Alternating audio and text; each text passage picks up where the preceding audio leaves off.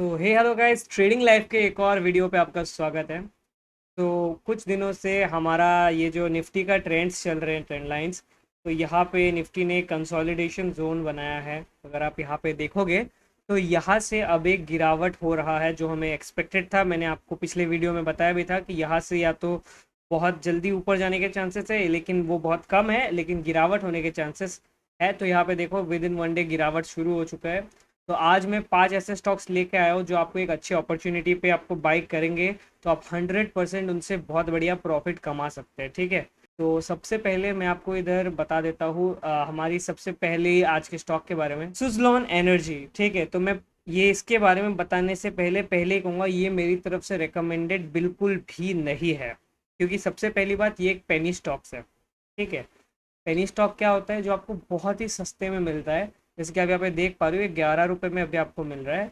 तो आज इसमें 1 रुपये 10 पैसे का ग्रोथ हुआ है, मतलब इंक्रीज हुआ है, जो कि 10.33% है। मतलब एक पेनी स्टॉक के हिसाब से बहुत ज़्यादा है। मतलब अगर किसी ने 10 लाख रुपए का खरीदा होता तो उसको 1 लाख रुपए का प्रॉफिट होता, जो कि 10% होता है, उससे भी थोड़ा ज़्यादा ही। ठीक है, लेकिन क्या ये रिस्क वर्थ इट है आपके लिए लेना? सोच के देखिए इस बारे में। ठीक है, इस कंपनी की फंडामेंटल की बात करूँ ना, तो यहाँ पे देखो।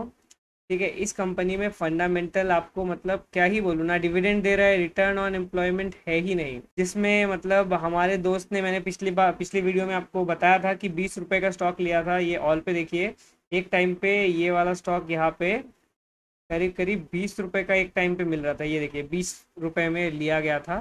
ठीक है, 20 रुपए में लिया गया था 2015 में, और आज ये आके ठहरा है 11 रुपए में। मतलब on a long period of time company profitable नहीं है।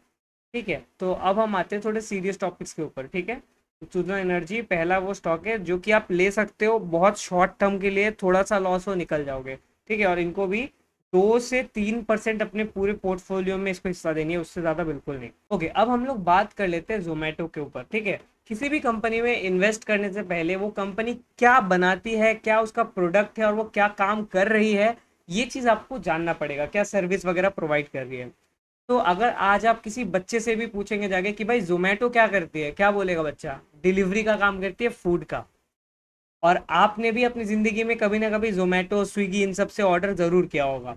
तो यहाँ पे ज़ोमैटो के मैं आपसे कुछ नहीं दिखाऊंगा, मैं आपको एक ईयर का फंडामेंटल दिखाऊंगा। ठीक है, यहाँ पे ज़ोमैटो ने हाई मारा था 75 रुपीज़ का। ठीक है, हाई मारने के बाद उसमें काफ़ी खतरनाक गिरावट हुई, जो कि यहाँ पे लोएस्ट आई थी 44 रुपीज़ का।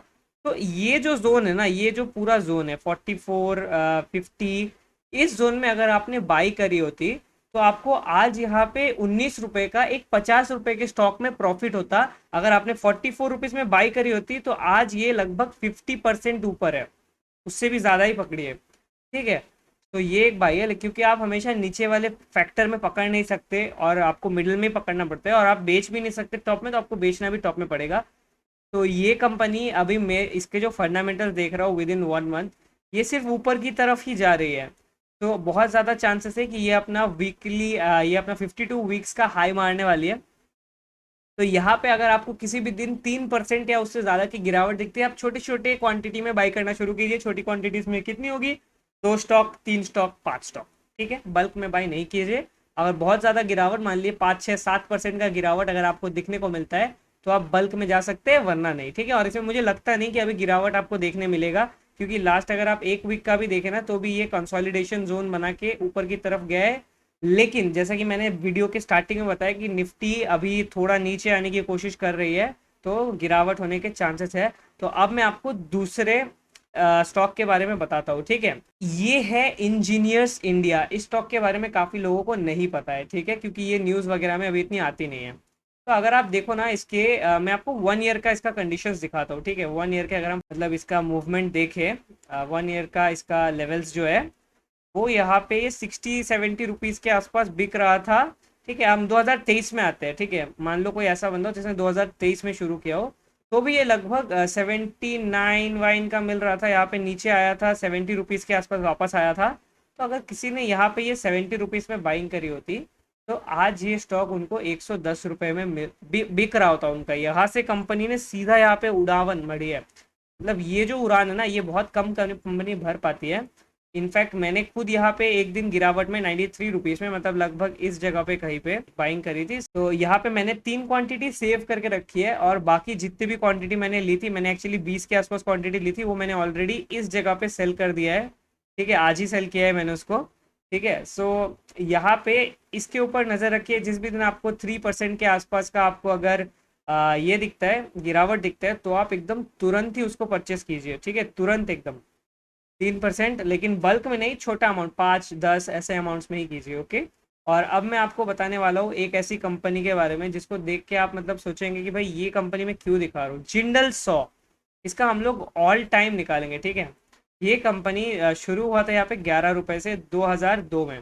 ठीक है, बहुत पुरानी कंपनी है, और 2002 के बाद 2007 में ही इसने लगभग अभी जितना हाई एक बार मारा था। ठीक है, 244 का। उसके बाद ये कंपनी इस हाई पे एक और बार आई थी, जो कि थी 2010 में, लेकिन उसके बाद ये कंपनी एकदम डाउनफॉल हुआ इस कंपनी में, और फिर धीरे धीरे धीरे धीरे ऊपर आने की कोशिश करती है, नीचे जाती है। ठीक है, लेकिन अभी ये कुछ यहाँ पे मान लो लगभग एक साल के ही अंदर ये यहाँ से लेकर के अभी इसने अपना 52 वीक्स हाई इधर पे सेट किया है। ठीक है, अगर आप एक दिन का कैंडलस्टिक देखो तो यहाँ पे ये 52 वीक्स के हाई पे है।